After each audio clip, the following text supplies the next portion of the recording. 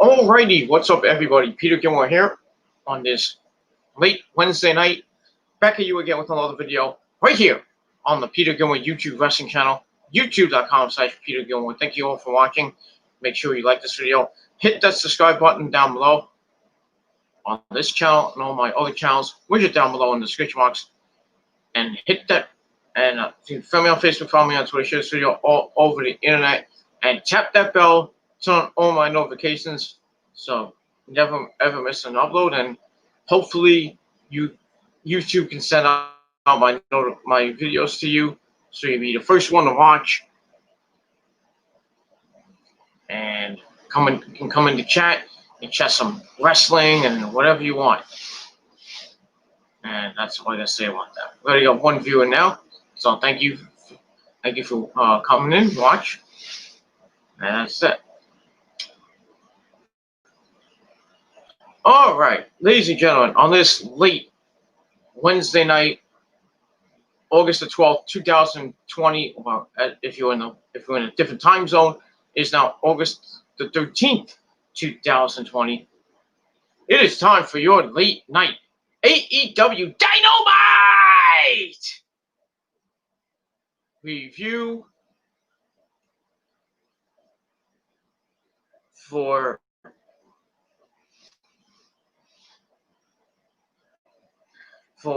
AEW review for August the 12th, 2020.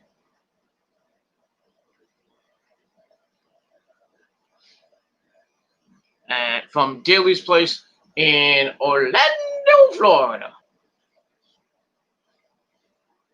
All right, another week of AEW wrestling, the best wrestling on the planet. Way better than NXT, better than WWE's, Raw and SmackDown.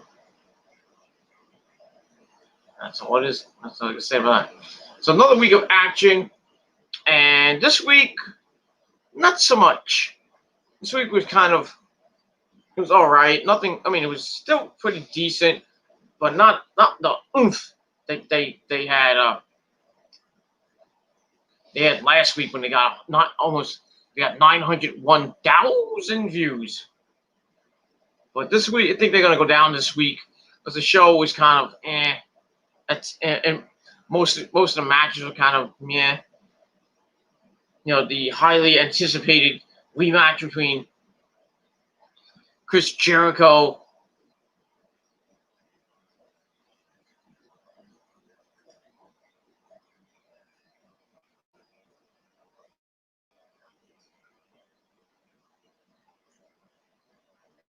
first. Anyway,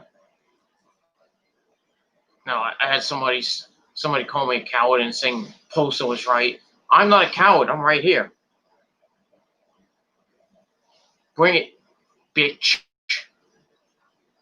That's all I say about that. So, I was alluding to, most of the show was, man, like I said, they got 901,000 views last week. I think they're gonna go down in views this week. Even the highly anticipated match between Chris Jericho and Cassidy,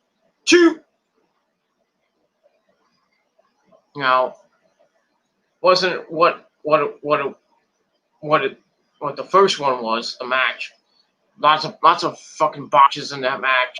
This wasn't a good match at all. The main event.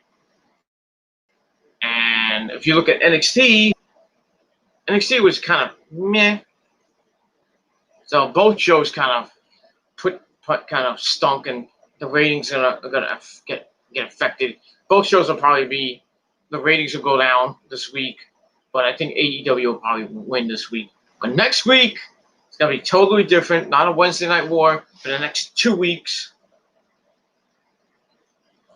because AEW is gonna get preempted by the NBA because they're doing the playoffs and all that shit.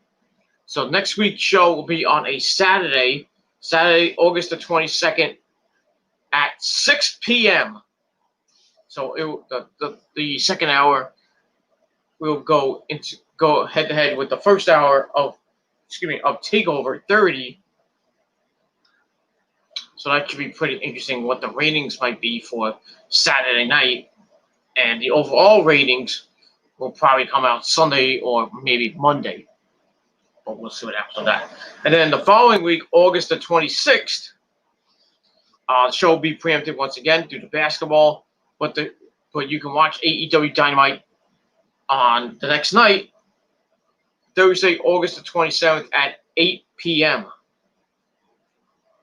So we'll see what happens with that over the next couple weeks. So set your DVRs accordingly for the next 2 weeks. And that's all I got to say about that. So next week, next Wednesday, I'll just be giving you my NXT review. This next week and the following week, give you my NXT review on Wednesday, and then next Saturday, I'll give you my AEW review after I get home from work. And I'm gonna watch NXT Takeover. But I'm probably gonna do that review this Sunday. I have off. They actually changed my schedule, and I have off, so I'm gonna do the review in the afternoon, probably around 2-3 o'clock, and then get you ready for SummerSlam. Well, actually, yeah. I'll get you ready for SummerSlam. Yeah. Bleh. So next one I should have off. So I will be doing my NXT Takeover review on next Sunday, right before SummerSlam, and then later on that night, I will be doing my SummerSlam review. So you get two pay-per-view reviews in the same day on the same channel. So that's gonna be pretty damn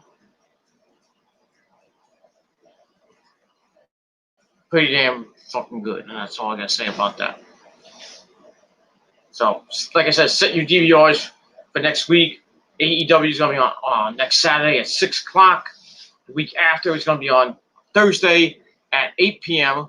And then later on in September, I think September the 15th is gonna be preempted by, I believe, the semifinals or the finals, and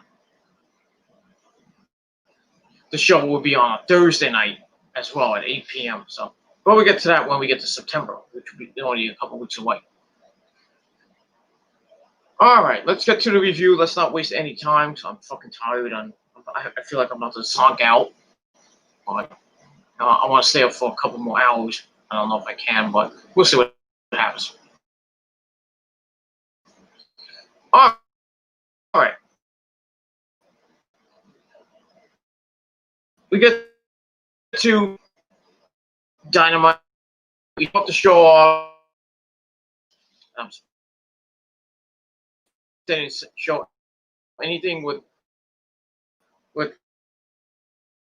Kamala, the Ugandan giant, but they probably mentioned on their website or something. And yes, I picked my nose. Fuck you. And that's all I can say about that.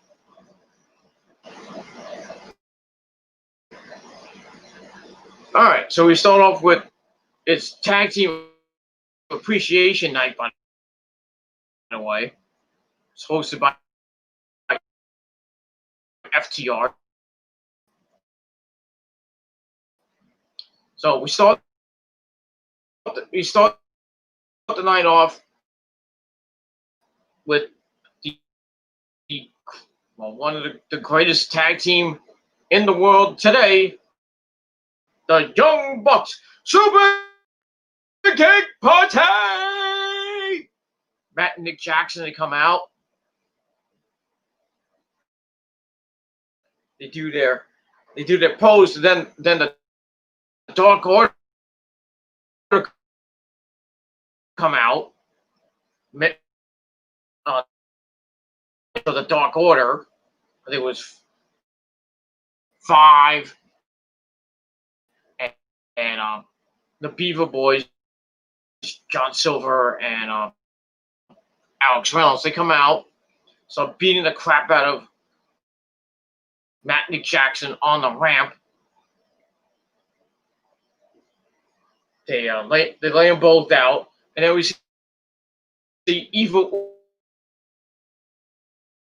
Uno and Stu Graham out to join them, and then they get in the ring, and talk stuff. So so Dark Order is causing chaos already. We'll see what happens. That. All right. So we get in the ring finally. So we'll get to the first match. Nick enters the ring as the bell rings. Stu is with Nick in the ring, chopping him away. Nick comes back with a jawbreaker, hits ropes, but is sent flying to the outside. And then the rest of the Dark Order attack.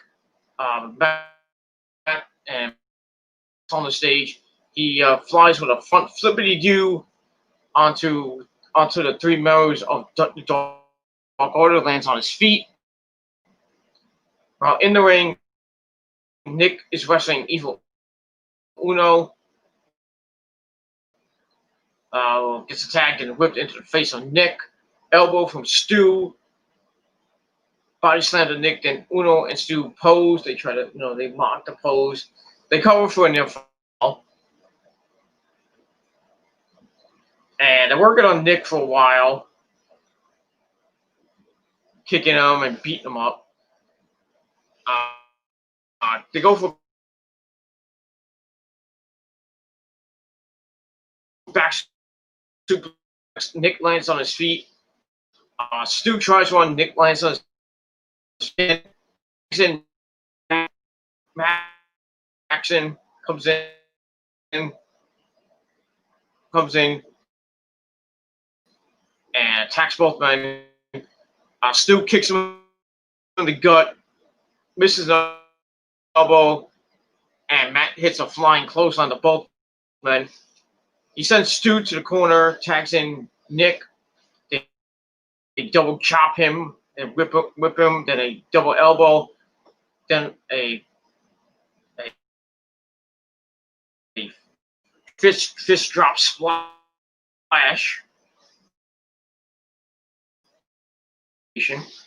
So they're getting in gear and putting a hurt on Stu Grayson. Uno comes in, they kick him, they hit a gut buster. Matt runs with a spinning, but gets a flying crossbody. Kicks Nick, goes for a Uranagi, catches tag, and Uno just beats, tags in Stu, comes in and chokes up, and Uno comes back in. By the way, happy birthday to the Hulk, 67 years old, dude. Back of my hip and my legs. To the Hulkster, So Matt attacks. Uno hits him right in the throat. Tags in Stu, attacks the ref, and Uno sends him into the apron. They get for a near fall. Then they try again. They get another near fall. So Matt's on the outside, runs under the ring as the Dark Order try and surround him. So he leaves under the ring, gets out on the left side of the ring, but gets a whips Matt into the corner. Matt flies out of the corner with a spear. Stu Grayson dropped down because he knew he was going to get hit. Matt with the right hand, but turns into a kick as Rick Knox grabbed the leg, and then he got knocked down. Uno lifts Matt under the shoulders. He flies off with a Hurricane Rana. Slides on the Uno, tags in his brother Nick, who goes completely berserk, hitting that CM Punk style knee in the corner. Hits a bulldog and a clothesline combination. Goes on the apron, hits the shoulder, dives in with the Nick sends him over the barricade, and then a super kick to Evil Uno. And then Grayson tried to get in and springboard off the barricade, but he got out. So Nick tags in, hits a drop kick as Nick distracts the referee. Nick swing was in with risky business for a near fall. Matt sets up Uno on the second rope. Nick hits the second rope swing boys with a swanton bomb for a near fall. As Matt made the pin, as Evil Uno got his foot on the rope. So Stu Grace is on the apron. He was pretty impressive. Then he hits a belly-to-belly release of Nick in the mat. They hit a combination swanton, and then Grace tags in Evil Uno. Nick is in the ring. Uno leapfrog. Uno catches him, and they hit almost looked like chasing the dragon, because he held up and hit him with a brain buster and a kick combination. So it looked like that's what it looked like, almost like a version of Kyle O'Reilly, and Bobby Fish do it way better. Just saying, but they got a new part of that. Enters and attacks the side and sends him flying through the entrance of the Dark Order. Block him from Uno comes in. They set up for a fatality, but Nick rolls through, counters with a sunset flip with like a bridge. 1, 2, 3. We get the Young Bucks get the win. Match is all right. Gave it 3 out of 5 stars. Wasn't the worst Young Bucks match in the world, but it is what it is. I seen this could have been way better, but besides the interference and all that shit. But still a pretty decent match, and I gave it 3 out of 5 stars, and that's it. So we run on Dynamite. That's all I'm gonna say about that. All right, after that, we see Wardlow outside MJF's locker room. He points to his little earpiece. Then he knocks on the door. MJF comes out, gets some gum from the gum guy. He's like, "Ooh, pretty good." Walks down the hallway, looks at his posters, and then a security guard tries to stand in front of him. He does his best Samoa Joe impersonation when MJF was a security guard when Joe had the United States title, and then Joe's like, "Get out of here!" Pushed him into the wall. He's like, "Don't ruin my shot." So he does that and says, "Get out of my shot, rookie." And that's that. So he's going to have another address to give us. We'll see what happens with that. So I gave that 2.25 out of 5 stars. All right, then we get certain tag teams doing videos of who their favorite tag team is. So we get to the current AEW Tag Team Champions, Adam Hangman Page and Kenny Omega. They asked who their favorite tag team is. Kenny says the Young Bucks, obviously because of the Elite. Saying they're the gods of tag team wrestling. And Adam Page is like, okay. Looked like he was in outer space or something. I don't know. But yeah, but I agree with Kenny. The Young Bucks are the gods of tag team wrestling right now. Not of all time, but right now. So get that. And that's it. So I gave that segment 2.25 out of 5 stars. All right, then we go to the ring. We have a podium. We have MJF coming out because he's better than you, and you know it. And comes out and wants to implore us to use hashtag MJF2020 and hashtag NotMyChampion. And then he says, before we get to his speech, he wants to show some stats. He tells one of the assistants to smile, because she wasn't smiling. Well, I don't know why, but maybe she didn't get enough micro penis in her ass in the back, but it is what it is. All right, so we go to the polls, and the latest results are in that MJF is at plus 500%, while Jon Moxley is at minus 1,000%.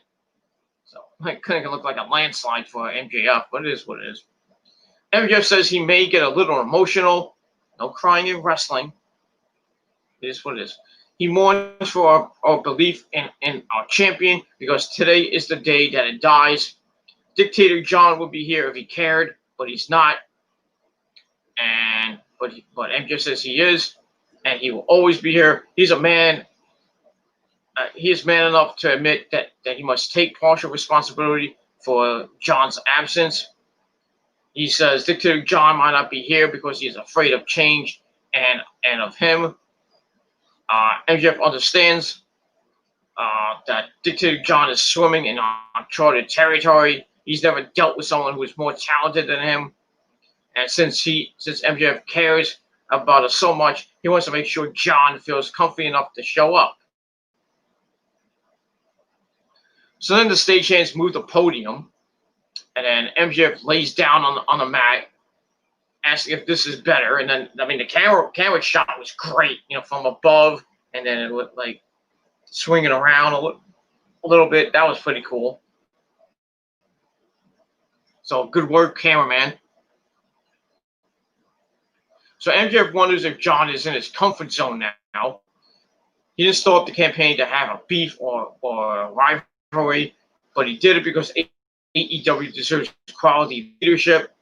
John's not a leader. He's a dog, a rabid dog, chases cars. Wouldn't know what to do with one if he caught it, but therein lies the issue. He has caught it. He says he has caught Pretty Platinum, the AEW World Title, even though the title is gold, but that's just my opinion. And he says if John wants to prove that he is wrong and he does care, how about you fork the keys over to someone better than him, because John knows, MJF knows, and we know that we deserve better. So then MJF sits up like the Undertaker, and then the music goes, John Moxley, the AEW champion, hits, and MJF tells the security and Wardlow to go into the crowd. And we actually had fans tonight, real fans. So somebody's doing something right. I know AEW's allowing fans. I don't know how many fans that were actually there, but it looked like maybe 20, 25 fans at most. It wasn't a lot, but they were like far back. But it is what, isn't it? There was social distancing, wearing masks. So that's all good. That's all good and dandy. So that's nice. Maybe hopefully Florida starts wearing those masks and gets those cases going down. So maybe WWE can maybe get out of Florida and go into different parts of Florida, like Orlando, maybe Panama City, maybe Miami. Maybe they could do a show at Daytona Beach. But who knows? And that's that. So they go out looking for him, and then we see John Moxley come from the gorilla position all the way through the entrance tube, and he clotheslines MJF from behind, sends him into the podium. Then he hits the paradigm shift, and MJF sold it pretty well. John tosses the podium outside on the ramp or wherever he threw it. Then he leaves the ring. So now the seeds are planted for MJF and Moxley for the title at All Out on September the 5th. I think MJF will win thanks to Wardlow and company, but I don't think he's going to win clean, but who knows. So, got a couple more weeks till All Out, so we'll see what happens next Saturday night on the program with these two guys, and what MJF will have to say next, if he wants to get his revenge or not, but we'll see. So I gave all that 3.25 out of 5 stars, and that's pretty much all I got to say about that. Then we go, after that, we go to John Moxley, grabs a mic backstage, and the camera's showing Tony Khan eating a fucking donut and sipping his coffee. Sony's going to get fired for that. He's wearing his shorts in the back by the gorilla position. So John says not to think this makes them even. They won't be even until All Out when he teaches MJF a painful lesson in humility. And he's going to make sure that this is a bitter pill for MJF to swallow. So we'll see what happens with that. So I gave that part 2.25 out of 5 stars. So we'll see what happens next week on the program with MJF and MJF and Jon Moxley. And looks like the feud's starting to get pretty good. Good hype so far, and that's all. That's what I like. That's all I got to say about that.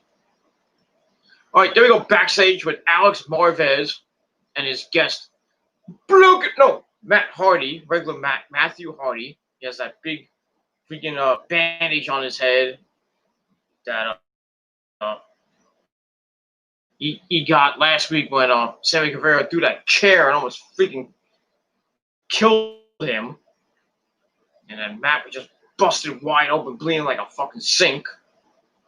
Then Sammy Guevara's ass out of AEW because he's too reckless.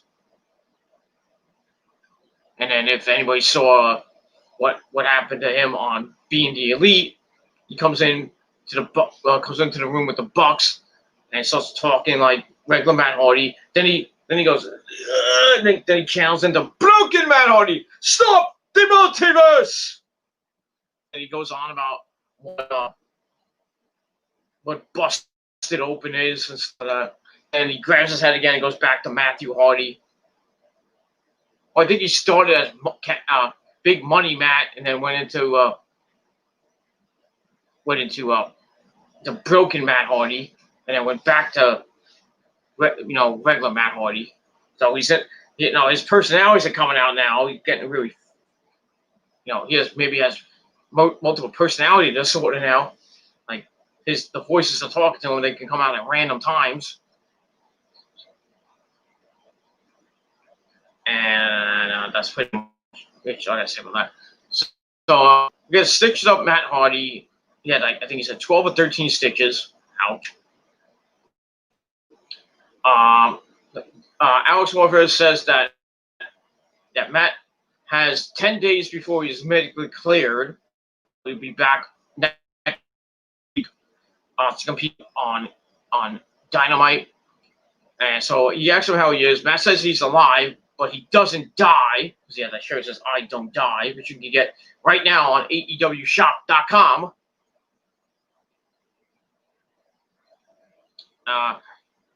Matt says he wants to make Sammy bleed the way Matt has bled, that way that he's bled. And unfortunately for Sammy, August 22nd is a Saturday, and Matt's going to be cleared and be in the building to kick Sammy's weird little ass. He says he's not going home. He will wait for Sammy because Sammy's an obnoxious little ant that needs to be squashed, and he will end him. And that's that. So I thought that was going to be the end of the segment. And then Matt Hardy sees Sammy, what we thought was Sammy, starts beating him up, throwing into the metal gate, and over and over and over again. And then we see the referees come over to him. They tell him to stop. They pull him away.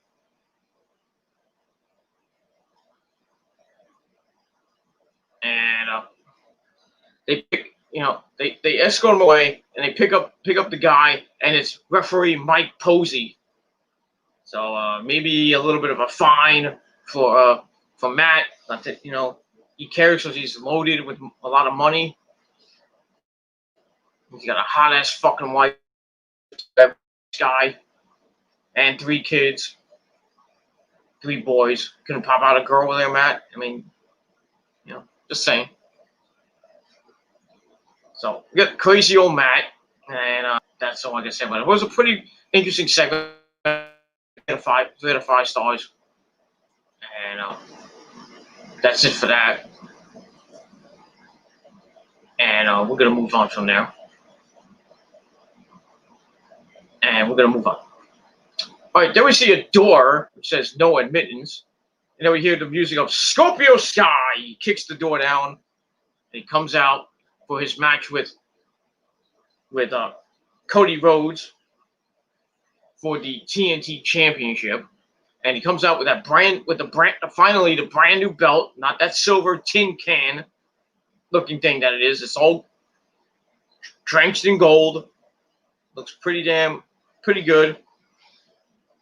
Yeah, so Cody comes out with the Nightmare family, Dustin Rhodes, QT Marshall, Allie, his hot as fuck wife, Brandy, and the coach, Arn Anderson. So they come out, they get in the ring, and we see referee Mike Chioda. Mike Chioda's back and making his AEW debut. I don't know if they're going to actually see him, but we'll see. So to make the introductions, Justin Roberts does the introductions. And then he mentions that Cody is Saiyans, like Vegeta. I am the Prince of all Saiyans. Kakarot, stuff like that. But the self-proclaimed Prince of Pro Wrestling. That's that.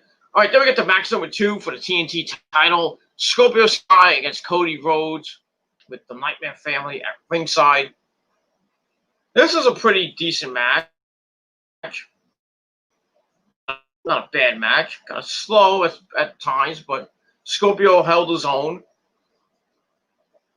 and almost got the win at times, but we'll get to that. So they lock up, get a headlock takedown, into head scissors reversal. Scorpio does the same. He shows away the head scissors. Cody grabs the leg as he stands. Scorpio, a nice guy. Nice guys finish last. Oh, sorry, I was thinking channeling Green Day. It is what it is. They go off the rope. Cody with a shoulder tackle, and then he frog. Scorpio hops over, dodges a crossbody. Cody goes to the outside, kind of pissed. Gets back in the ring, tries a shoulder tackle. Cody gets reversed, and then he reverses and hip tosses Scorpio to the outside. Scorpio, Cody holds the ropes, saying, "Sir, in the ring, let's go." So Scorpio, instead of going through the ropes, rolls under the ropes, not wanting Cody's help. He kicks Cody, hits him in the face with a right hand, sends him into the ropes. We get it reversed. Kick from Scorpio. Cody runs with a clothesline. Both men go over the top rope pretty hard. And then they find the floor, and Scorpio hits one, and then he blocks. Cody sends Cody into the apron. Then a right hand. Then a right hand to the forward. Then another one. Then a right to the gut. Just beating the crap out of Cody. They roll into the ring to break the count. Cody kicks. He drops and checks his chin because gotta have that perfect chin. Scorpio hits a knee in the corner. Then another one, and then he rushes and Cody picks him up and hits that patented power slam of his, like his brother does. But Cody does a little bit better. That's just my opinion. Goes to the cover, gets a near fall out of that. Then Cody works on the wrist, places it behind his head. Mike Chioda checks for a pin. Then Cody steps on the hand and kicks the back of the head. Ow! Covers for a near fall. Goes back to work on the arm. Drops it, and then a right hand to the face of Scorpio. Scorpio fights back. Cody locks the head and just stands there for a little bit. Then he drops Scorpio as we go to break. Come back. Scorpio comes back, turns that into a pin for a near fall. Sends Cody into the corner, then whips him to the opposite corner. Cody lifts and turns with a roll up for a near fall. Sky hangs Cody up on the top rope and sits Cody up in the air, punches on the back. Cody's in the crib. Whoa! And Sky's just beating the crap out of him. into the ring post under the ropes. Ow. And sends Cody into the ropes and knocks in the abdominal stretch, going to work on those injured ribs of Cody that were kind of exploited, like I think it was last week when Cody was facing Warhorse. So got that. So working on those injured ribs. But Cody sends Sky out of the move, leaves to the apron. Sky springboards and hits a diamond cutter. Goes Cody into the ring, goes for a near fall. Cody goes for a suplex. Scorpio favors the back. Cody sits Sky on the top rope. Pulls him up, locks the head, and then he hits a superplex. As both men go down, but Sky, with a surprise roll up, almost gets the win, 2.999. And then Scorpio counters and picks up Cody, hits the TKO. Goes for the TKO. Cody counts right into the crossroads. Looked like it was about to be over, but Scorpio kicked out at 2.99999. Cody's like, ah! I was kind of shocked. Grabs the left arm of Scorpio. Twist for a tombstone pile driver. Scorpio falls back. Counters and tries to get Cody into the move. And Cody twists out, lands on his feet. Scorpio hits the pay dirt for a near fall. Then he gets up, heads to the apron, waits on Cody to get up, maybe hitting a springboard cutter or something. I don't know what he was trying to do.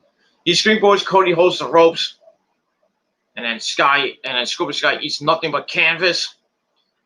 Then Cody picks up Scorpio Sky, knocks him in, hits crossroads, 1, 2, 3. Cody Rhodes picks up the victory, retains the TNT Championship, and he's now 18-1 in 2020. Pretty damn impressive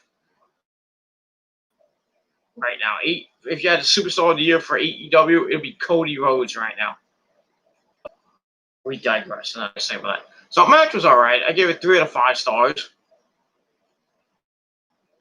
And afterwards, they shake hands, mutual respect, blah blah blah. And then after that, we see the Dark Order appear on the screen. We see John Silver and Alex Reynolds next to each other, and then Brody Lee comes in, and he's holding the old school TNT title, the silver one. He asks Cody if his transgressions will go unpunished. Been dispatched, and on next Saturday night, Cody will put respect on the. He says he's going to take the beautiful piece of gold off Cody's hands, but he'll be nice as to give Cody the old one back. And that's pretty much all.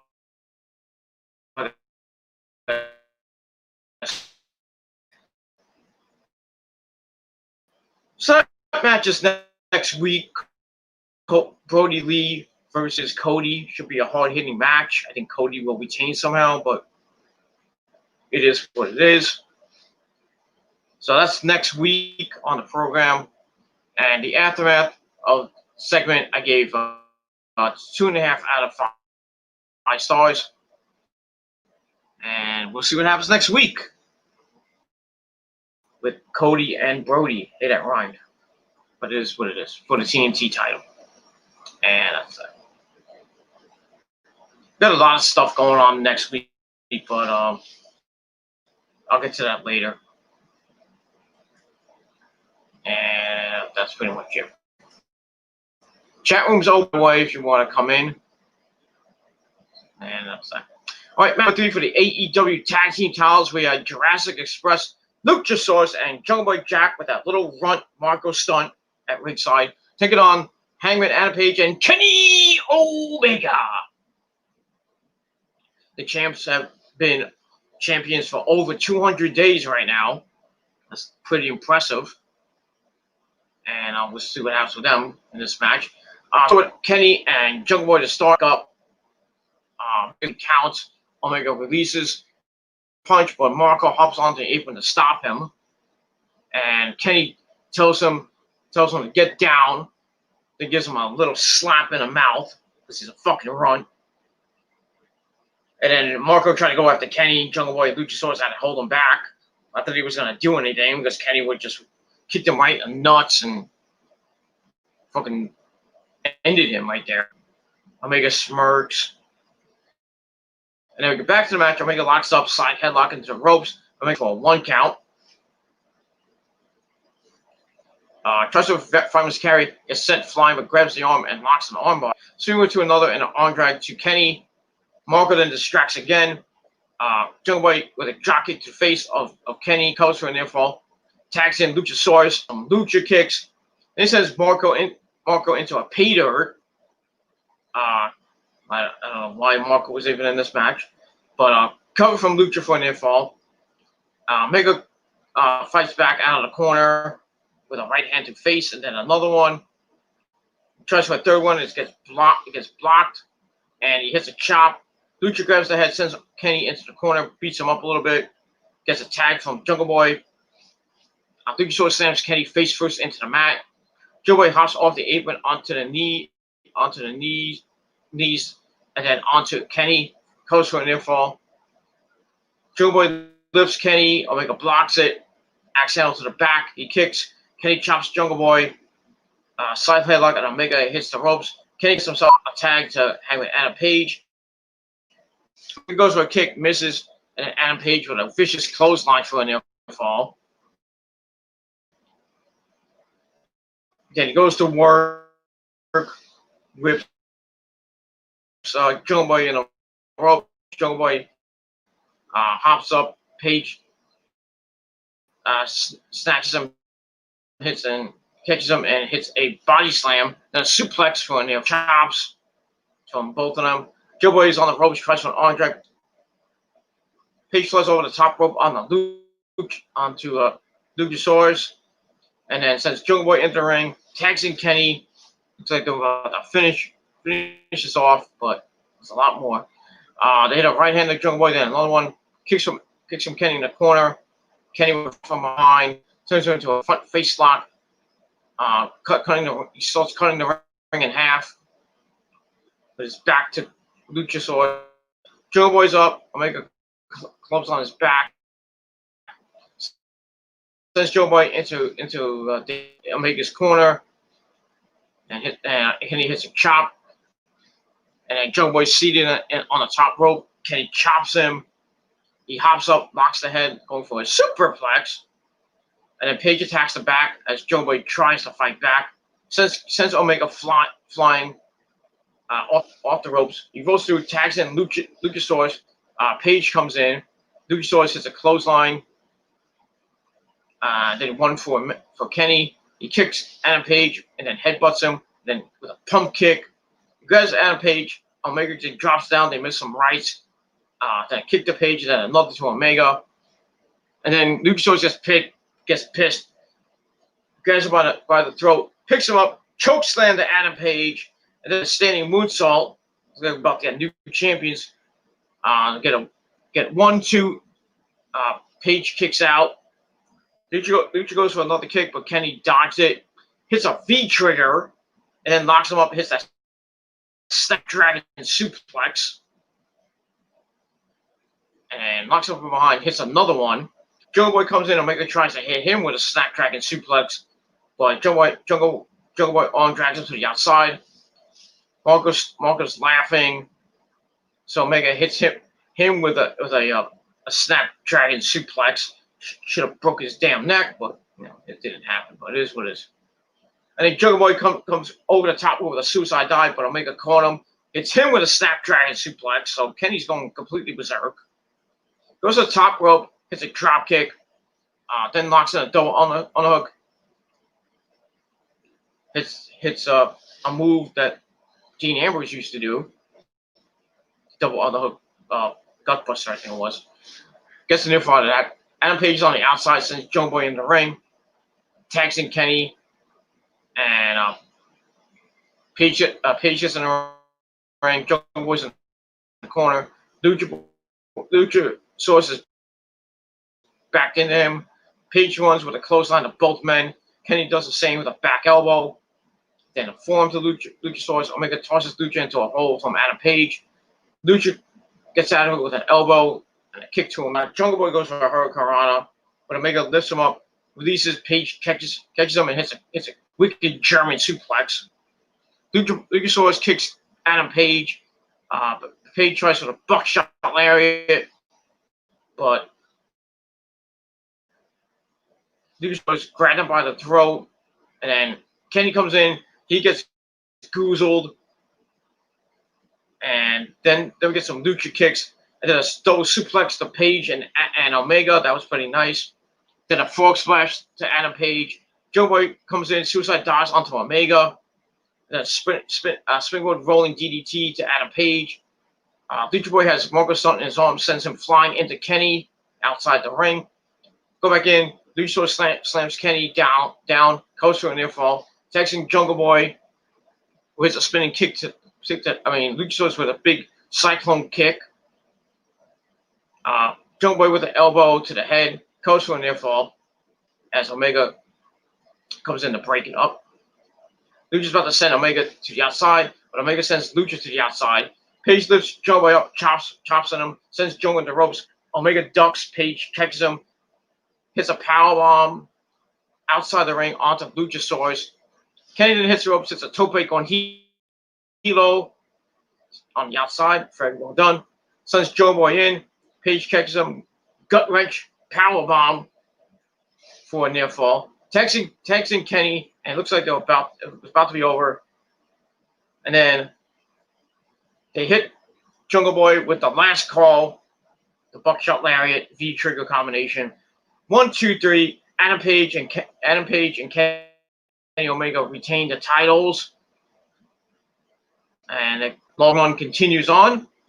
I still think they're going to lose to the rival FTR at All Out. Haven't seen any hype for it yet, or anything. They teased it a couple weeks ago with Kenny, coming in late, when Adam Page was getting beat up, and Adam Page was being friends with FTR. So that's probably going to piss off Kenny. In the long run, Kenny's going to go back to becoming the cleaner and turn on Adam Page. He's going to turn heel, and we're going to get the cleaner Kenny Omega right after All Out 3. So that's going to be it. So we're going to see FTR with the belts on September the 5th. But I wouldn't be surprised if they continue the kind of storyline that Kenny's like on and off the fence. Adam Page is hanging out with the Revival, drinking beers and stuff, just having a good old time doing that cowboy shit. But we'll see what happens with that. So Adam Page and Kenny pick up the win over Jurassic Express. Match I gave 3.25 out of 5 stars. Pretty good match. And we'll see what happens with that. Kenny's going to be in action as he teams up with Nick Jackson to take on the Dark Order. 3 members of the Dark Order. I think it's going to be 5. And the Beaver Boys, Alex Reynolds and John Silver. So that the Elite will probably win this match, but it is what it is. You never know. That's that. So we move on from there. All right. That's pretty much it. Bathroom or something. We see Santana Ortiz, Proud and Powerful, LAX, whatever you want to call them. They start throwing clothes on the floor, and they toss some luggage that belongs to the best friends. They dump it in the shower area, and then start pouring bleach on it, and they open the shower. So continuing the storyline with Santana Ortiz and Chucky T and Trent, the best friends, and LAX. Continue on. That'll probably be a match at All Out, maybe in a stipulation match, maybe you know, we'll see. We'll see what happens with that. It should probably be a stipulation match, but we'll see. And we move on from there. So I give that 2.25 out of 5 stars. All right, then we get a video from the Butcher and the Blade. They call their tag team wrestling gritty and ugly, which is why they choose my favorite tag team of all. Well, tell Mark. Well, no, the Road Warriors are probably one of the greatest tag teams in tag team wrestling history. And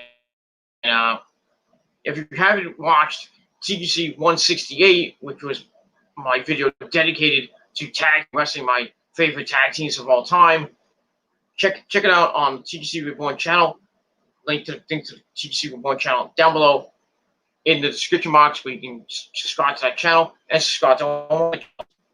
But hit that bell and get notified when I go live, so you never miss a beat. Sending my videos out. And that's all I gotta say about that.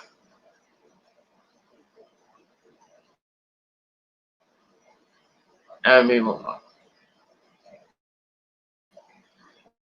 All right, we go to break. We come back. We're in the ring. We have some lot of tag teams in the ring. Some legendary tag teams. We have FTR, Arn Anderson, Tully Blanchard. We want to call them the Brain Busters, if you want. The Rock and Roll Express, Ricky Morton and Robert Gibson. So Matt's on the mic says everyone must be enjoying Tag Team Appreciation Night. I mean, not the greatest thing in the world, but you know, it would have been better with lots of better matches. But it is what it is. So he welcomes Arn and Tully and the Rock and Roll Express. They talk of great tag teams, blah blah blah, of the past, stuff like that. And Dax talks about being big marks for Arn and Tully and the Rock and Roll Express, but it goes deeper than that. He says, because of them, everyone here and in the back get to make a living in the greatest sport in the world. Yes, wrestling is a sport, you fucking idiots. Not sports entertainment, is a sport. That's all I can say about that. He says for 7.5 years, he's traveled the globe with his best friend, Cash Wheeler, and has had the time of his life because of them. Most importantly, he has them the life. It gives them the life because of these 4 men, and he's indebted to them forever. That's pretty nice. That was a pretty nice little thing from Dax. Then Ricky Morton gets on the mic, says he watches AEW every week. He loves it, and him and Robert, but he hasn't seen so much chemistry in a match since Tully and I. We come to the Young Bucks, and for the last 15 years, they dominated professional wrestling, brought back tag team wrestling, which is true. He says they are, in their generation, the top tag team in the world. That's true. And it reminds them of a tag team they remember, probably themselves. And he's like, thank you, everyone. So that's it. That's that. Then Arn Anderson gets on the mic, tells Tully Blanchard it's been a while. They've been together in the ring, as like a tag team. And says Tully's just getting caught up. Arn isn't a guy who blows smoke, but he does tell the truth. Says the Young Bucks have taken tag team wrestling to the highest of heights. As for the Rock and Roll Express, they're still at it today. They've got to be the tag team of the century. I don't know, maybe get to that.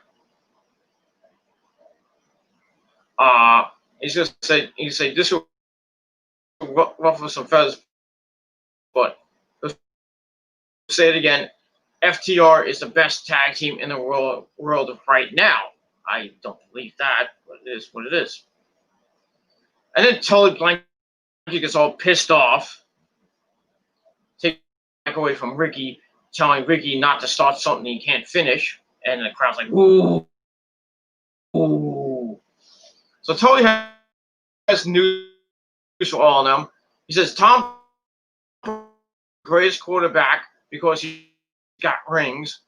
No, the greatest quarterback is he's a good quarterback, but he cheated to get all those rings. But the greatest quarterback right now is Jimmy Garoppolo of the San Francisco 49ers. That's all I can say about that. He's looking for revenge, and he's going to get his revenge, and the 49ers are going to go to the Super Bowl come February. Mark my words. Depending on this COVID shit, bro. A great tag team is if you got the belts. They could talk all they want about being the baddest and the best, but as of tonight, neither team is a champion. So go ahead and pat yourself on the back and tell everyone how great you are. Then he turns to Arn and says he's got something for him since Arn got involved in a match with his guy, Shawn Spears, and Cody Rhodes. Doesn't understand the Rhodes argument. Arn says he doesn't remember ever asking permission, but you can see what's going on. So Arn's about to leave the ring, so he knows it's a fight. As we see Shawn Spears come out of the tunnel.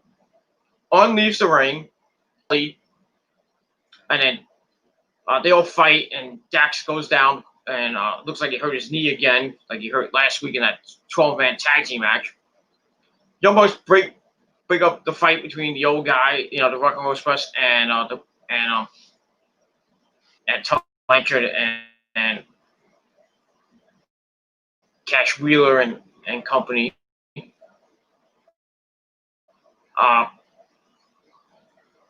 So blah blah blah. I lost my spot. Okay.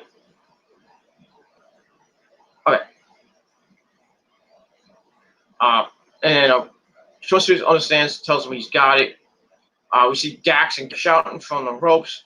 And then after your attack, they turn heel. They put Ricky Morton in position, lift him up, hit a spike pile driver, and an FTR hug. And then Hangman and Page and Kenny come out and done. Omega's like, what the hell's going on here? And then the Young Bucks check on Ricky to see if his neck's not broken. So this is how, it was good. Now FTR is a heel team, and we'll see what happens over the next couple of weeks. Maybe start planting the seeds for, like they've kind of already planted the seeds for them facing Kenny and Adam Page at All Out, which I think will be Kenny's coming out and turning on Adam Page, turning heel, becoming the cleaner once again, and then after that, we're gonna get Kenny Omega and Adam Page in a series of matches, which should be fucking epic. But we'll see what happens with that. So I gave all that 3.5 out of 5 stars. FTR, appreciation night, and they have to turn heel, and it was a pretty good turn. And that's all I can say about that. All right, there we go. Backstage with Alex Marvez. This time he's with Mike Chioda. They start talking for a little bit, and then Chris Jericho, the champion, comes in, calls Chioda Kiki. Says he may have been around the world. In fact, 18 years ago, he saved Chioda's job. I don't know from what, and that's why he wanted Chioda here tonight. He will beat Orange Cassidy, but just in case, Jericho asks Chioda to make sure he does the right thing. Chioda says he's gonna call it right down the middle of that, like Bill Alfonso says. Jericho says, okay, if that's what he wants to call it, then when the time is right, he'll give Chioda the sign, and Chioda can do the right thing, and maybe Chioda will get his job back. So a lot of stake for Mike Chioda to do the right thing. We'll see what happens in the main event with Jericho and Orange Cassidy. Fun little segment. I gave it 2.5 out of 5. That's that.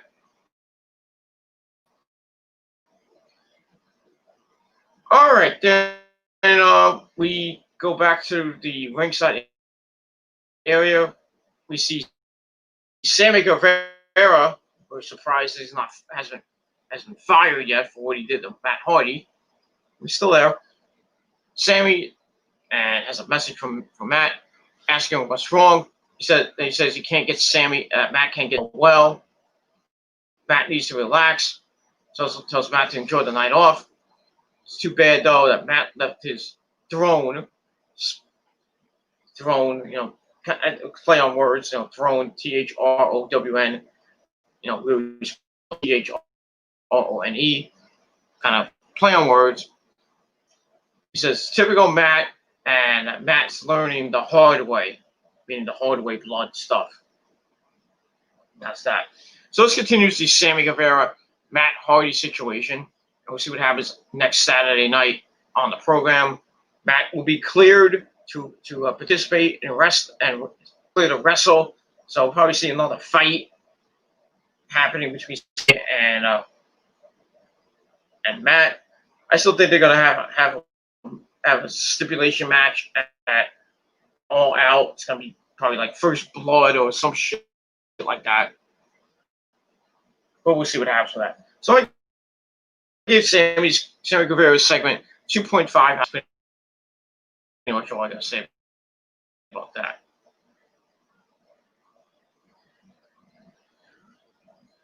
All right. After that, we go to commercial. We come back. We get to match number 4. The AEW Women's Champion Hikaru Shida takes on Heather Monroe, who is not that bad looking, but she's getting her ass kicked by. She's about to get her ass kicked by Hikaru Shida. Match lasted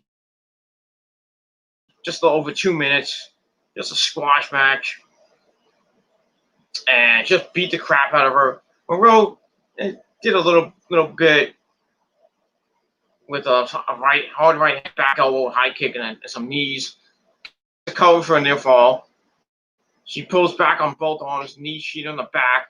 Shida turns into the move, pulls Monroe into a hold, suplexes her into the corner turnbuckle.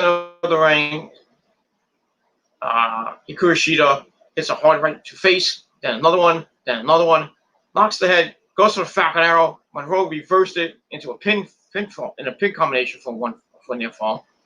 But Hikaru Shida got pissed, knocks in the muffler, pulling on the arms, making it even sicker looking version of the stretch muffler.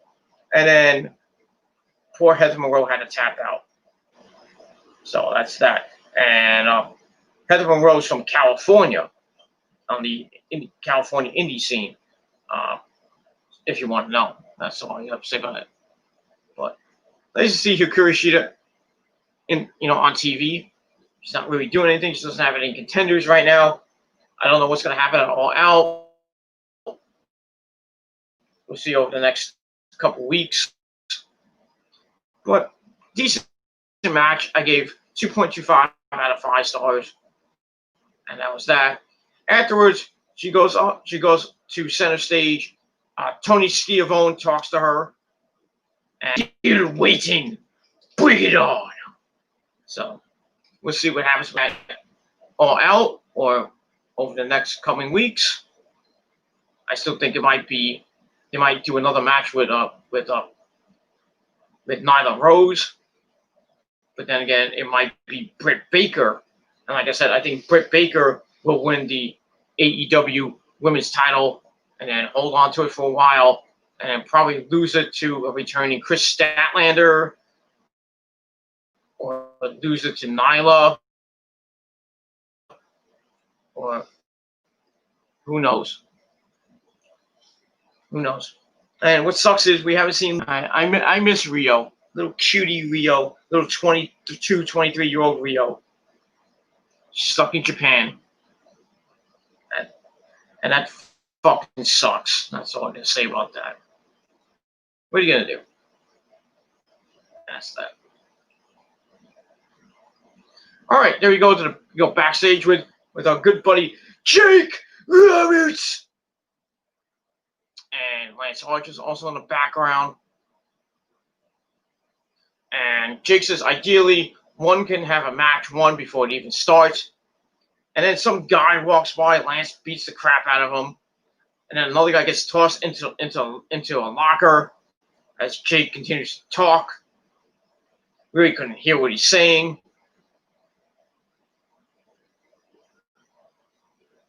So, and then Lance stops, rips Jake's shirt off. I thought he was gonna beat the living crap out of Jake Roberts, 60-some-odd-year-old Jake Roberts getting beat up.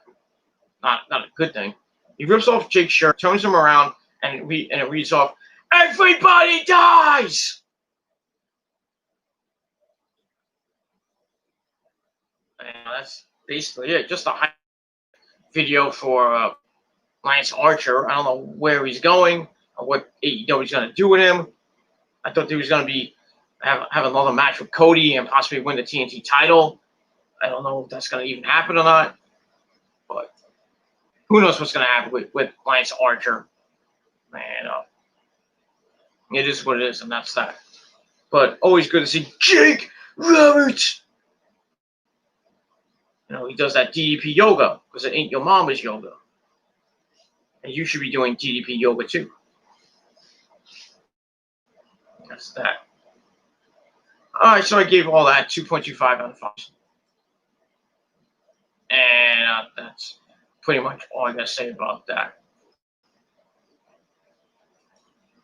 All right, let me get my notes straightened out.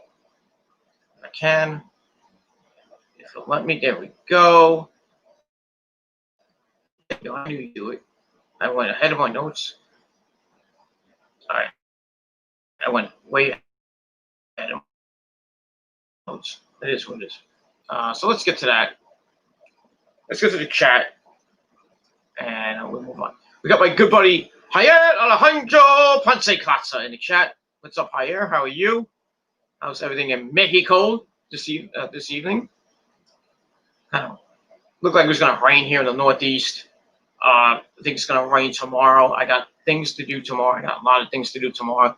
I got to go to the bank because I think I got hit with identity theft and to block my account, which sucks because I need money to pay my bills coming up. So I'm getting a brand new debit card, which is going to come in the mail in about a week. But at least, I can still take out money, but I'm getting a new debit card. But somehow the hospital where I'm at, I go for I see my medical doctor. Somehow they took out $205 from me because I have a bill that's due on the 22nd. I don't know how they got my information, but I put a block on it. It's going to be disputed, and hopefully I get my money back. And we'll see what happens with that. I might have to call I'm probably going to call the hospital tomorrow and find out how the hell they got my information, because I don't remember giving out any information to them.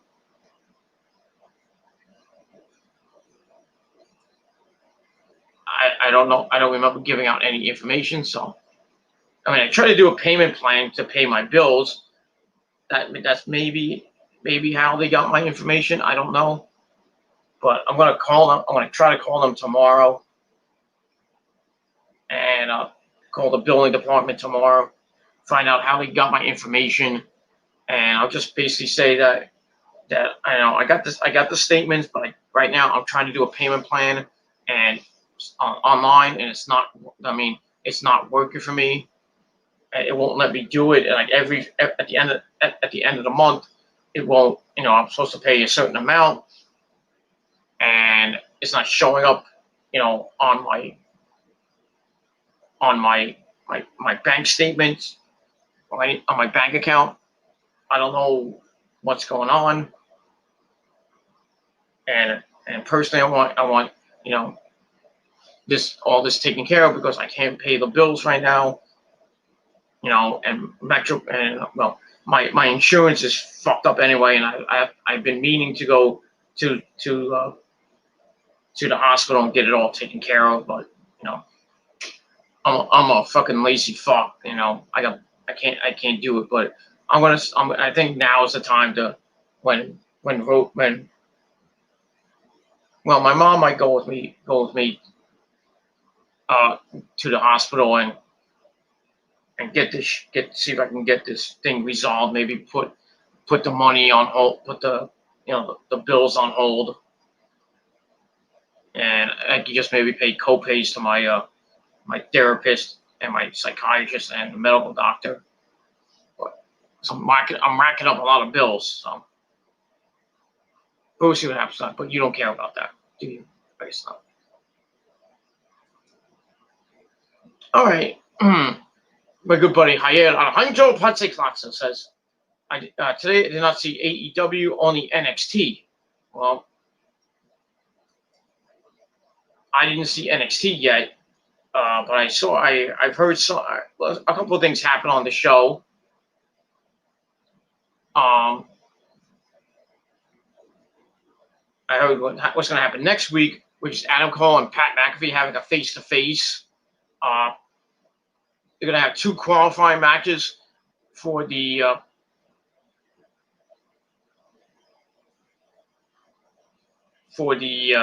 North American title. It's going to be Johnny Gargano taking on that newcomer Ridge Hollis, I think his name is, and also it's going to be Finn Balor taking on somebody. I forget who it was. Somebody that was in the tournament. I forget. I know it's Finn Balor against somebody, but no, it's Finn. I think it's Finn Balor against the mystery opponent. I'll spoil it. It's the Velveteen Dream, Patrick Clark. Patrick Clark came back. I guess he's not getting suspended for all his sexual allegations, all that shit. Maybe got resolved. So the Velveteen Dream is back, and he's going to be taking on Finn Balor. I think it's Finn Balor next week for the chance to go to the North American title match at TakeOver. That's the go-home show.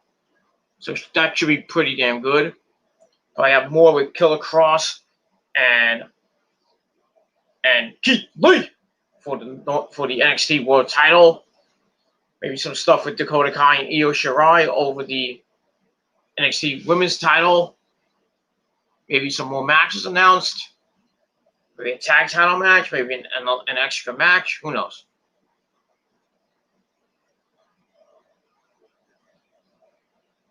So we'll see what happens with that. But Haya, you should. AEW was a pretty good show. The main event, which I'll get to in a minute, between Orange Cassidy and Jericho, wasn't a good match. Wasn't like their match a couple of weeks ago at Fyter Fest Night 2. The match was just full of botches, just fucking horrible. But still, the show was decent. It wasn't great, and NXT was kind of not that great either. So the ratings are going to take a big hit. I'd be really surprised if AEW gets like 800,000 views or 900,000 views. But I would think they're probably gonna go way down and probably get like 700,000 views, and then NXT will probably go back down to 600,000 views or something like that. But we'll see tomorrow what happens with that. But I'll watch NXT tomorrow and give you my NXT review tomorrow night. And that's that. Did you like the design of the TNT Championship? Yes, I did. Pretty good. Better than that silver beer-looking thing. So now it's all gold. Nice and shiny. Shiny. And very, very nice. It's very nice. And that's it. And that's that. So now Cody's going to take on Brody Lee. Brody Lee has the old school belt. So I don't know, maybe it'd be like a unification match. And Cody will probably win and take both belts and just mold it into one belt. Maybe get a better looking one. I don't know. And that's pretty much all I gotta say about that. But the design looks pretty. It's amazing. It's pretty good. Not like the AEW World Title, but pretty. It's up there. It's pretty good. Very good. That's that. And move on. I only found out that Omega and Page retained the titles. Yeah, they retained over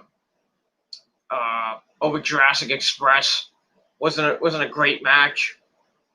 It was that, and then they got involved in the Young Bucks segment with FTR, the Rock and Roll Express, and Arn and Tully Blanchard. FTR turned heel, and they hit a spike pile driver onto Ricky Morton, laid him out, and then Page and Omega come out, and then Kenny's like, "What the fuck's going on?" And then the Bucks cleared the ring, and they were checking on Ricky Morton. Don't know the status of him as of yet, but now that FTR is heel, now they can plant the seeds for FTR taking on Omega and Page at Out 3 for the tag team titles, and that'll be where Adam Page and Kenny will lose the belts as Kenny turns on Adam Page, turns back to the cleaner. It will be a heel Kenny Omega, probably a heel Cody. The Bucks will probably turn on Adam Page. So we'll get a heel version of the Elite, which would be pretty damn cool. And the only person out of the Elite, and then maybe Adam Page, maybe he'll join up with FTR. I don't know, but Adam Page and Kenny will lose the belts because they held them for over 200 days now. So they'll probably lose them like about a couple weeks left, so like about 3 weeks left. So I would say about 225 to about 235 days they'll hold them for, and then lose. And then FTR will probably hold them for like a year, but before they lose to the Bucks. But we'll see what happens with that. But Kenny and Adam Page will lose the belts to FTR. FTR are going to be the new tag team champions at All Out. That's all I got to say about that. Cody versus Brody next week. Is it for the title? Yes, it is for the TNT title. TNT title is defended mostly every week, and each week is for the title. That's why Cody said he's defending the belt every single week, except for that 1 week prior to I forgot who he was facing. I think it was MJF. Was it MJF? No, it was Jake Hager. He had that 1 week where he didn't defend the belt because they did that press conference. So Cody versus Brody should be pretty good. Had that freaking rhymes. But I think Cody will retain. The Dark Order will probably get heavily involved. But I think somehow, some way, Cody will get will get the win, maybe by disqualification, thanks to the Dark Order, or the Dark Order will cost Brody Lee. I don't see a title change here. I think if anything, Cody's probably going to lose it to Lance Archer, or he's going to lose it to somebody else. It's not going to be Brody Lee. I highly doubt it. But that's that. And we're going to move on from there. That's that. Should be a good match, though. That's that. All right, final comment before we get to the main event. How Curious, Velveteen Dream returned, and Austin Theory did not. I don't know what's going on with Austin Theory. He was in NXT for a little bit. Then they brought him up to the main roster. They teamed him up with Andrade and Selena Vega and Angel Garza. That what I call Los Ingobernables de Orlando. And I thought they were doing pretty good. That they had that thing with Aleister Black, Cedric, and Ricochet. And then they just forgot about him. They just said forget him. And then they went with Andrade and Angel Garza as a tag team. Now they're going for the tag team belts. And Angel, I think it's because they beat the crap out of Austin Theory. When they were just losing all the time, they beat down Austin Theory, so they rid him off TV. That was his goodbye. I don't know who he pissed off or anything. So I don't know if he's coming back to NXT or what's going to happen with him. I guess he's stuck in Titus Catering right now. But who knows? Who knows? Who cares about him?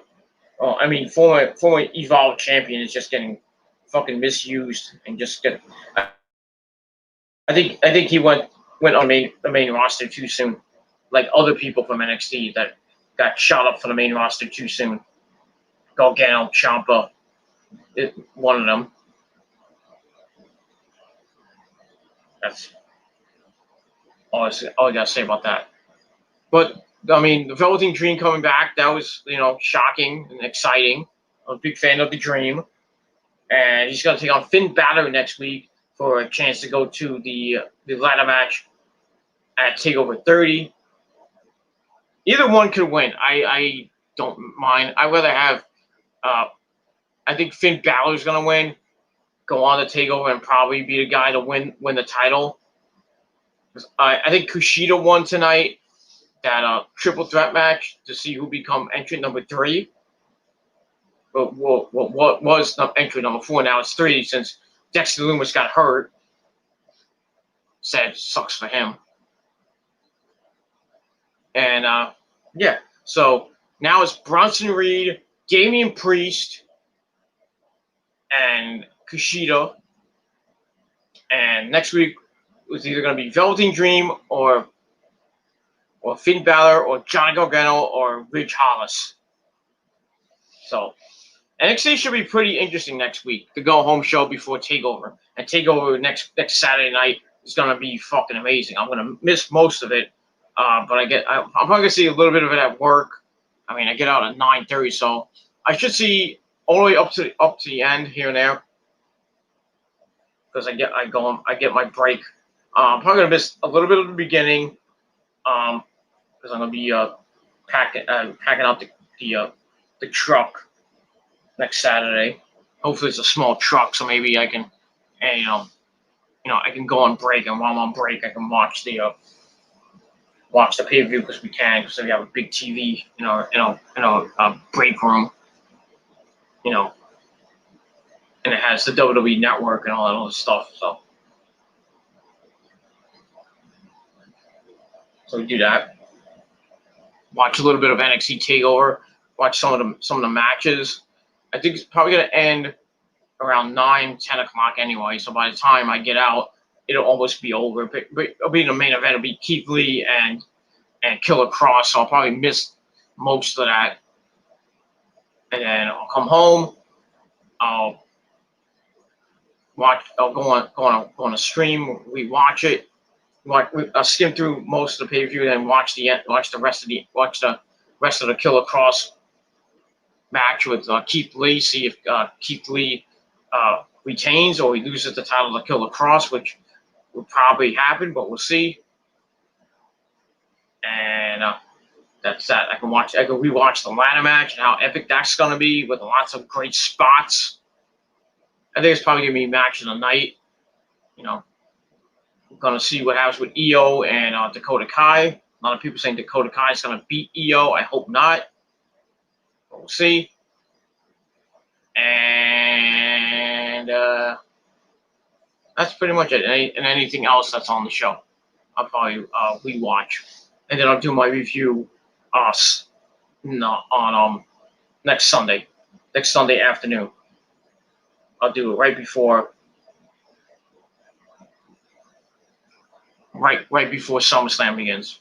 If I don't do it, I'll do SummerSlam, and then the next day on Monday I'll do the NXT TakeOver review. So it'll be a little bit mixed up, but it'll be all right.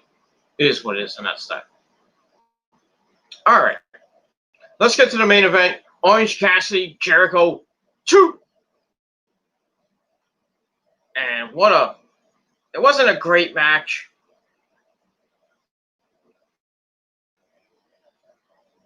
Lots of botches. It was decent, but not great, and that's all I can say about that. It's also with Cassidy ducking an attack from Jericho, releasing the Jericho with with a whole bunch of right hands over and over and over and over and over again in the corner, just beating the crap out of him. He hits a running clothesline in the corner, some body shots, just beating Jericho's ass up. Hits the ropes shoulder attack with Jericho, sends Jericho over the top rope with a clothesline. Then he flies over the top rope with a tope crossbody. And he's just beating Jericho down some more. Jericho's not even getting any offense in right now with a bunch of rights. Jericho comes back with a kick. Sends Cassidy in the ropes, gets reversed. Orange sends Jericho into the AEW banner. Ow. This is all on the outside, I believe. Orange sends Jericho running into the barricade. Goes for the pin. Orange breaks it. Hits a right hand Jericho. Goes back inside. Hits the top rope. Puts his hands in his pockets. And then hits some type of weird falling move on the Jericho. Sends Jericho into the ring. Goes to the top rope again. He flies. Hits a hot flying DDT to Jericho. Goes for a near fall. Looks for the Superman punch. Jericho hits a kick to face. And then Jericho starts to go to work on Orange Cassidy. With a back suplex, starts chopping him. Tries to send him into the ropes, gets reversed. Jericho holds the rope, sends Orange over. Then a right hand to Orange. Drop kick sends Orange off the outside. And then he's about to go outside. Jericho waits as Kyoto starts counting. Orange is up at 6 and on the apron. Jericho tackles him right off the apron. And Orange flies into the barricade very hard. And then Jericho leaves the ring, grabs Orange and lifts him, and drops him on the barricade. He sends Orange into the apron, then into the ring. Jericho goes in to go by that large fucking camera. Goes for a near fall. Jericho lifts Orange for a blade suplex. Holds on to it long enough to come back from break. So it was about like maybe 5 to 10 minutes. Not even it wasn't that long. It was like he held. Then he does a few mini squats. Then he comes for a near fall. Then he goes back to work on the ear. Orange with some body shots over and over and over again. Hits the ropes. Jericho takes him down. Then he hits the lion salt for a near fall. Jericho gets up. Orange is taking his time to get up. Jericho helps him up, talks some smack. Orange moves his hand, gives Jericho a brush of his fingers over and over and over and over again. He's like, crazy stuff. Jericho grabs his head, Orange ducks, hits a super kick to Jericho. Cassidy goes off the ropes, hits a clothesline, goes to the outside, then he goes to the top rope, dives off with a crossbody for a near fall, and gets up, hits a dragon screw leg whip, then another one. This time holding on to the leg and starts screwing with the knee. Goes for a third dragon screw, but Jericho stops him with the right forearm. And he kicks out the corner, dives off. Jericho catches him, goes for the walls of Jericho, but looks like a Boston Crab than the walls of Jericho. Orange is on his elbows looking for the ropes. And then he goes up Jericho with a 1920 scoop small package for a near fall. Jericho kicks him. Orange catches the leg. Orange pulls on the knee. Then knocks him in an ankle lock. And Orange not selling the back injury at all. Like, I got this. And I was like, ow. Continues to work on the ankle. Jericho kicks him away. Orange turns. Then Jericho with a kick. Then he's about to hit a move. And gets counted into a jawbreaker. Orange hits the ropes, tilt-a-whirl slam, Orange flies off. Jericho goes for a tilt-a-whirl, Orange flies off. Jericho hits the code breaker. I thought that was going to be it. Comes for a near fall. Jericho starts slapping Orange in the face. Heads to the corner to grab his bat, Floyd. And then Mike Chioda started yelling at him and said, "You can't use the bat." And Joe's like, "Do the right thing, Mike. Do the right thing, Chioda." And he tells Mike Chioda to turn around. Chioda, like an idiot, turns around. Then he turns around again, grabs the bat from Jericho. And then Cassidy tries to roll up Jericho with a 19.5 roll up for a near fall. Then he hits the Falcon Arrow for another near fall. He hits the ropes, kick to Jericho's face. Orange comes out of the corner, hits a Superman punch, and looks like Cassidy was about to go for the win. But then we see Santana and Ortiz come out,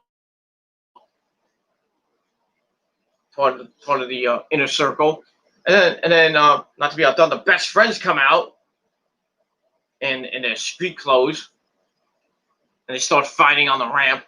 Is distracted, and then Nick Hager comes out of nowhere, enters the ring, hits a gut wrench slam onto Orange Cassidy, and then everyone leaves. Jericho turns around and pins Orange Cassidy, gets out of it, and the crowd's going nuts. JR and Tony Schiavone and Taz are mind blown. They're going crazy. Orange with some right hands that go behind, and then he goes right in between Jericho's legs. Boom! Low blow. Although, not as great as Randy Orton hit Ric Flair's nuts, but it hits Jericho in his 50-year-old nuts. Jericho tries for a roll up. And then Orange Cassidy with a side Russian leg sweep for the win. And Taz called it the mousetrap. I have no idea what that meant, but a win on a side Russian leg sweep. A 1925 side Russian leg sweep. So Orange Cassidy gets the win. Gets his revenge from Fyter Fest. Picks up one of his biggest wins so far in AEW. And that's pretty much it for that. And that's all I gotta say about that. So match, I gave it 3.25 out of 5 stars. Now, not really a 3.5 star, maybe 4-star match like their last match was, but there's a little bit of botching here and there, but still a pretty decent match for what it was. And that's that. Like I said, 3.25 out of 5 stars for that. And that ends AEW Dynamite for tonight. So that's it. Thank you all for watching. Thank you to Jair for coming in the chat. And we had an idiot come in, calling me a coward. Fuck you. Here's my cow. Come here and call me a coward in my face, bitch. And that's all I gotta say about that. Fuck you, man. You don't like it? Get the fuck off my channel and suck my dick. That's that. But thank you to Jair for coming in, as always, to my chat. Hopefully we'll see you tomorrow night on my NXT review, Jair. Hope you come in, talk about some NXT, and maybe bring some friends in. Who knows? And that's pretty much all I got to say about that. So my final rating for AEW Dynamite, I gave it a solid 7 out of 10 stars. Not like last week's show, which was fucking amazing. But that's all I got to say about that. So the ratings will take a big hit. And we'll find out tomorrow what the ratings are. I think AEW might eke it out. I would not be surprised if NXT won, because AEW kind of laid an egg, but it is what it is. But so did NXT. So who knows? That's that. So 7 out of 10 stars for the show. It's pretty, not bad, pretty decent. That's all I got to say for that. And we'll see what happens next Saturday night on Dynamite. And we've got a lot of action. We got Cody taking on Brody Lee for the TNT title. We got the Bucks and Kenny Omega teaming up against the Dark Order, the members of the Dark Order. We'll see what happens with MJF and Jon Moxley. We'll see what's next for Hikaru Shida. And we'll see what happens with FTR, what the ramifications will be for them beating up Ricky Morton of the Rock and Roll Express. What's going to happen with that? What's going to happen with Santana Ortiz and the Best Friends after Santana Ortiz basically trashed and just messed up Chucky T and Trent's gear. So, see what happens with that situation. And that's pretty much all I got to say about it. So we'll see what happens next Saturday night on the program. Like I said, it'll be preempted this Wednesday. So if you're going to watch it on TNT, you're going to get some basketball. And I think there's more basketball on Saturday, so it might not actually start at 6. Probably happen right after basketball, so maybe 6:05, maybe as late as 6:30, who knows. But next week, we'll begin at hopefully around 6 o'clock. 2 hours of great wrestling, and then goes right. It'll be going up against NXT TakeOver 30. So that those ratings should be pretty interesting to see. I don't think there'll be ratings for that, but I don't know. But next week's ratings are going to be interesting, because everybody's going to be watching NXT. So I think NXT will get the win next week. But for the next 2 weeks, I should say, because AEW is preempted on next two Wednesdays. Like I said, next week's show is on a Saturday at 6 o'clock. The following week will be on a Thursday night at 8 p.m. And then they have another one in September, which will be on a Thursday night. And we'll see what happens with that. So set your DVRs accordingly next week. If you tape it for all episodes, I don't know if it'll tape for Saturday. You have to check your DVR if it'll tape Saturday or not. If it taped all episodes, but it is what it is. I know next week they'll tape NXT for me. That's that. We'll see what happens with that. So crazy stuff in AEW, and we'll see what happens next Saturday night as they go up against NXT TakeOver 30. Should be some interesting stuff. And like I said, next Saturday night I'll be back after I get home from work, which probably be around 11:30. After I'm gonna grab a late night snack, and then I will do the review, and that's that. And then, like I said, next Sunday I will be doing my NXT TakeOver 30 review, along with my SummerSlam review. Hopefully, depending, like I said, it depends. If I have work, then I'll just do the NXT. If I have time, I'll do the NXT TakeOver review first, and then if I have time, maybe like around 1, maybe 2 o'clock, I'll do the SummerSlam review. Get those out of the way, so I don't have to do it on Monday. So Monday I might work. So next Monday I might have to work. But we'll see what happens with that. So that's it. Thank you for watching. Thank you to Jair for coming in the chat as always. Thank you for all the support. Check out my other channels down below. Check out TGC Reborn. I just did the last episode of the Gilmore Chronicles, episode 173, where I talked about my 11-year anniversary. Very good video. Probably one of my, as one person said, one of my best videos I've ever done. Though I think every video I've done has been pretty good. It is what it is. That's fine. Check out Killer Demon 669 with my Raw review, and check out my video on Metal God 669, my tribute to Kamala, the Ugandan giant. So check it all out. Links to the channels are down below.